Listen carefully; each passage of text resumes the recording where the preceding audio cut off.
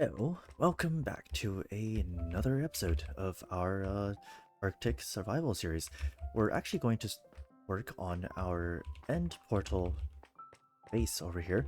What we really want to do, I've noticed, is we're really lacking storage for a lot of our stuff. We don't have a centralized place to keep, all of our loot. So we're going to work on like a massive expanded storage area centered around this end portal here. This also let us get back to, wherever we set our spawn. So what we're going to do is we're going to clear out all of this space here. I don't know exactly how high I want the ceiling to be. Using the beacons that we got recently, we're going to make, an actual beacon here, set it up for haste to help us clear everything out. So we're going to do that. It'll be a very long time, but if anything interesting happens, I will be back. Oh, hey look, this is a slime chunk too. That's pretty cool.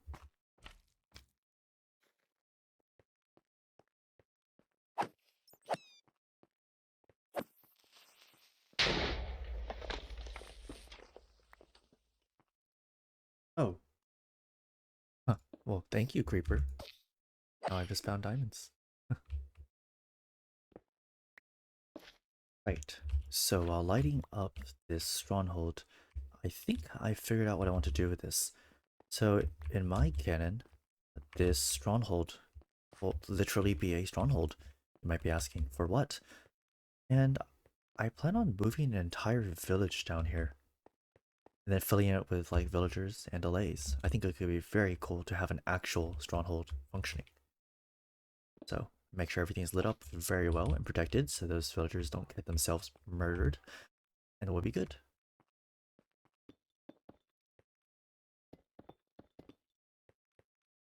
Everything is now patched up. And we have also gone and lit up all of the stronghold below and patched that up too. So if we ever want to move the villagers in, that will be ready. What we're going to do now is we're going to go clean up our inventory. My shulker boxes are also full right now. And I'll leave these chests here for possible decoration. And we'll be back when we've gotten ourselves cleaned up. Alright, we have now finished with the outline itself, where we have these two rings. What we're probably going to do is turn the central one into an actual island, and then we're going to use the like the fog effect with glass for these two rings. 2, 3. Right. I don't have a flint and steel, do I? That's unfortunate. But we have cleared out more of the area here. We have now the two rings. I still need more dark oak slabs right here, but we'll get those real quick. And I think we're making good progress, so let's keep going. Right, we now have like 11 stacks of salt. If we have more, we're gonna make an actual generator for that. This should be good. Now we gotta go find dark oak. That should be enough spruce and dark oak for a very long time. We'll be back here after we finish with the floor and everything else. So let's see if we can find our way out. He went the wrong way. Oh, there it is. Alright. And back to building we go.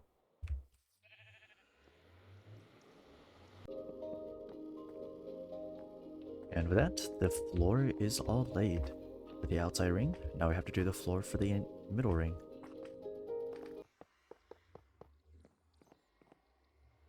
There is our nether portal complete.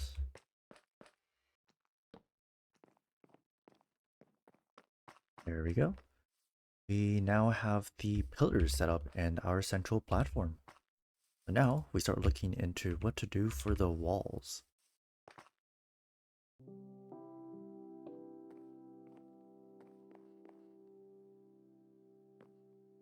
And that is all of the stone bricks laid down. We have a nice ring of those. Now we got to actually finish up the base area and then get the ring.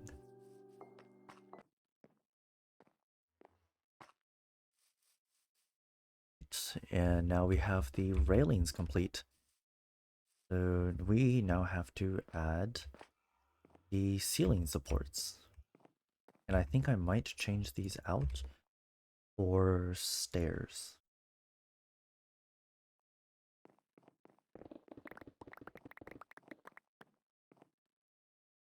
Great, we now have the ceiling of this round section complete. Still waiting for the grass to grow on the inside. Now we want to kind of link these up to make support pillars. So let's try to figure out how to do that. We have run into a bit of an issue.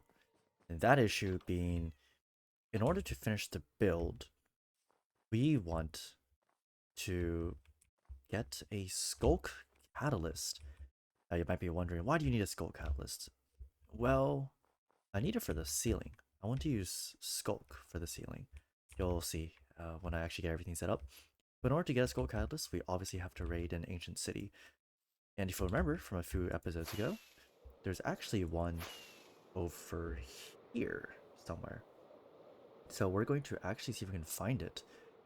And even if not to raid the actual ancient city, I just want to get my hands on a single skull catalyst, because that's all I'll really need for everything.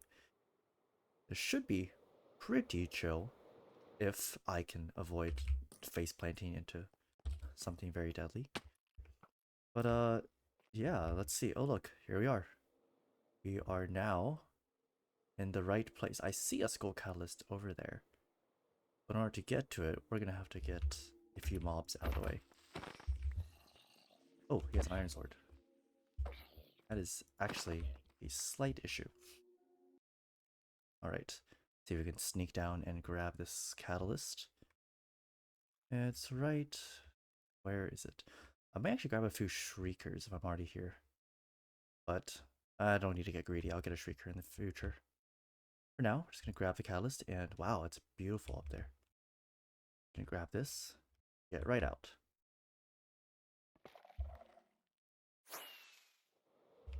And there we go, we have a skull catalyst. So now, let's go back and build our skulk farm. Right, with the skull catalyst acquired, here's what we're going to do. So, if you'll remember, we have a channel overhead that drops the skeletons down onto this killing platform. What we're going to do instead is rig it so it falls over here. And when it falls over here, I can stand here and just keep mining the skulk. Obviously, we're going to have to change all of this stuff and get it out of the way.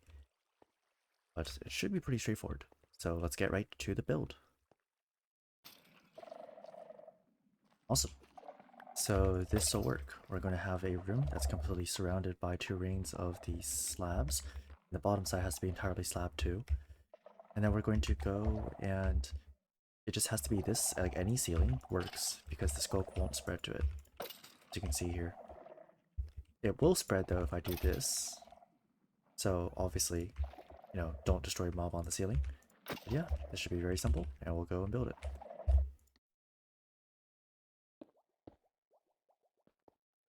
Ooh, the redstone's a bit funky, but this should be good enough. When you hit that lever down there, which is all the way down here, activates a redstone tower, which goes up here and redirects the water flow into our skulk chamber. Now we just have to patch this up, make it look a little better, and finish the drop chute. Now let's see. We're going up now. Do this thing. There they go. And they should just continue along this path until they drop down to me, where I will entertain them with violence. Right, here they come. Way down in a few seconds.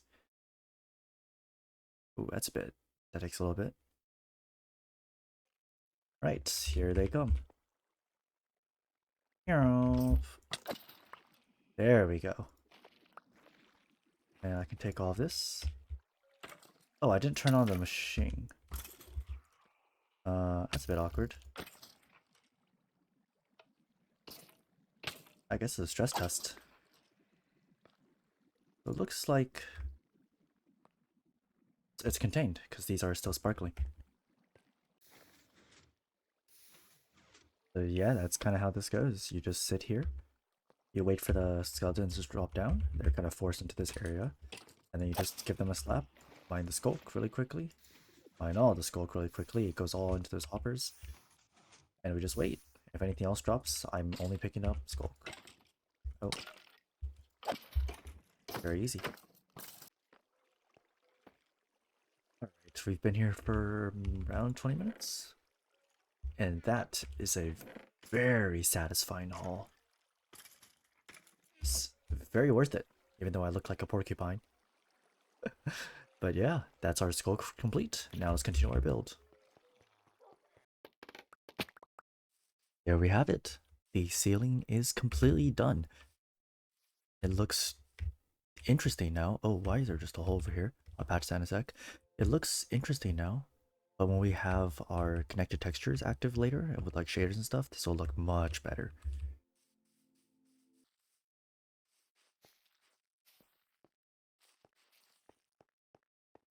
There we go.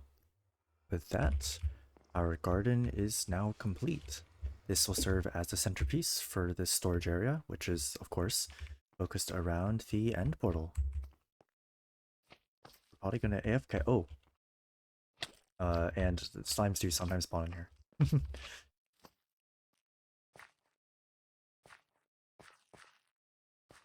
Alright.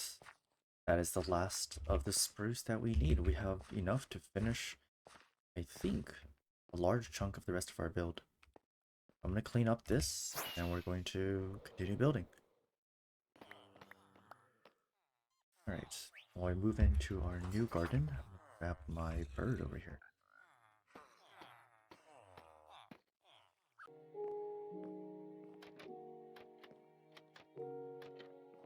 Alright, and we have the supporting pillars fixed up.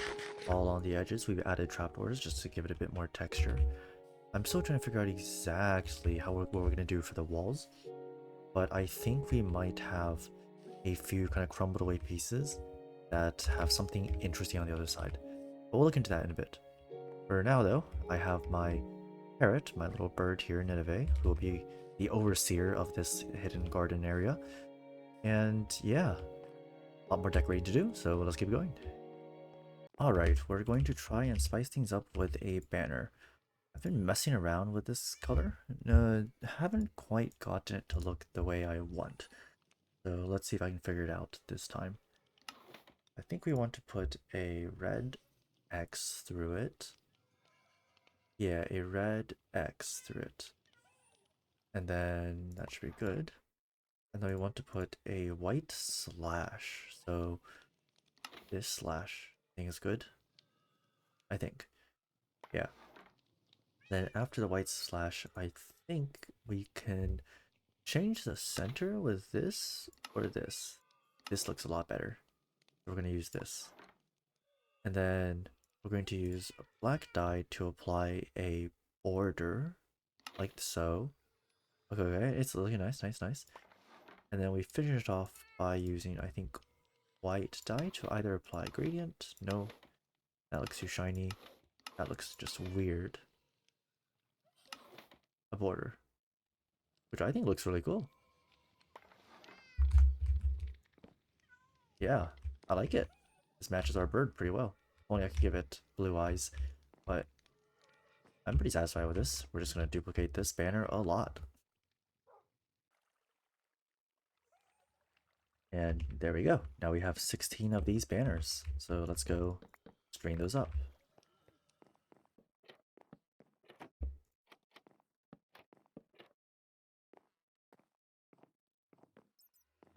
Alright, now we have all of the banners placed, and we've decorated all of these areas with a mini flower pot. So we have a lot more color going around the edge of the room too. It looks pretty good. Now I'm going to add in the bookshelves if I can find a place to put them. Let's see. Oh yeah, I forgot to mention. So recently I discovered that since these caves are right here and they lead to the surface, I can actually just go down here instead of taking the elevator. Because even though the elevator is cool, it's really slow. This is much faster. We're going to get to the villagers, do a bunch of trading. We need more bookshelves, and I have a really cool idea using armor stands.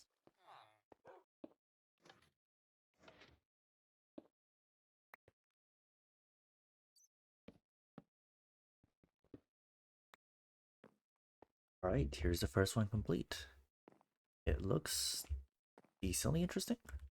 Might consider replacing this though with some sort of light. Oh, I fell over.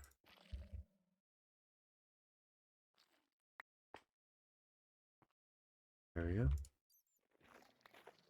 What if I used a frog light for this? Oh, it definitely lights up a lot more. Yeah, it looks good. Move on to the next ones.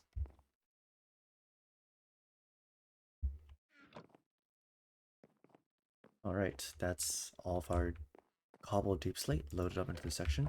We're now implementing our storage. So we're going to have tier double chest system for, we have 11 items on each side, which we'll probably use for farmables or other items we'll get a ton of. Welcome back. We have been building for a very long time to make things look better. But here is where we are at now. You may have noticed we got shaders again. We finally found some connected textures, which we're using for the floor and the ceiling. And I really like how it looks. It looks like there's actually a night sky here and a very foggy moat around the central island. We are pretty much done setting up the chests themselves for storage. You can hear we have all this. What I'm going to work on now is actually getting our shulker loader and unloader set up over here, which will hook up into a water channel, like behind all the walls, that will put all the items into auto sorters. So yeah, it's something I'll be working on. But in the meantime, everything is everything's vibing. So let's get to work. All right, we have now completed our shulker unloader. So for a quick demonstration, let's actually make a shulker box that doesn't have anything in it, just for a test. So let's say we put something less. We have 41 tough bricks in here. We load it into the top chest here. You just go boop, pop it in. Then you can see it starts going. You can actually watch as the items are dispensed. It doesn't look that great, but I have done one of these in my old base, so I didn't care too much for the display. Yep. So now we just have to hook it up to everything else.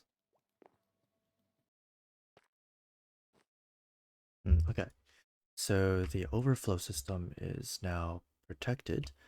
I'm gonna find an actual key in a bit. We're gonna name some blocks probably. But in the time, this is functional. We do have the item sorters working. I'm gonna finish building the rest. And then this will be the channel where the water flows along. So it should be pretty simple. Let's just get to work.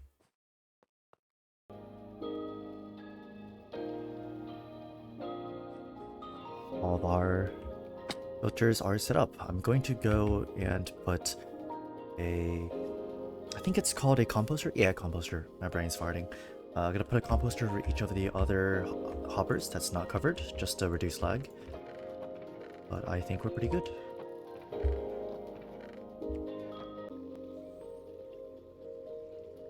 Okay, so we had an issue where we have too many of these hoppers in a line. So instead of being able to just run a water current, I have to put it on ice and then have a honey block. So I've just figured out just a test to make sure everything is working correctly. And as you can see, when a block goes through, it is picked up.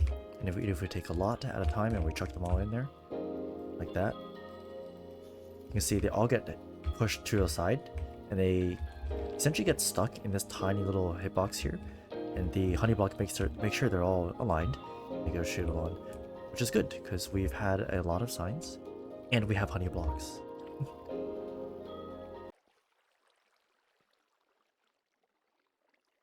We're gonna test this stream and we see if some of these blocks, some of these hoppers get dirt. So let's stick in a bunch of these materials and we'll try.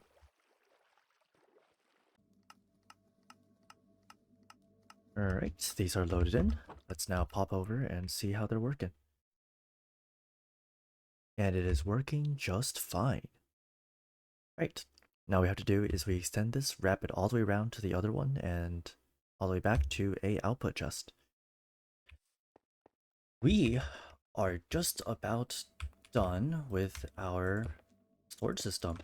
So what we have here is the shulker box unloader, and then we have an area for leftover and miscellaneous items to drop down into. And they come down through this little vent here where we have magma blocks at the bottom. Let's just give you a quick demonstration of how this works.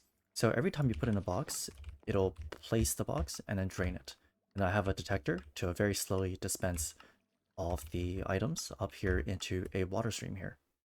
Now, once it's empty, this comparator detects that and it places the next one. The empty shulker box goes in here, and the items keep getting dispensed. I didn't come up with this design. I'm pretty sure I found it. If I had to guess, probably Shulkercraft, because I use some of their videos for the more fancy redstone contraptions. But once the items are inputted, you can see everything is gone.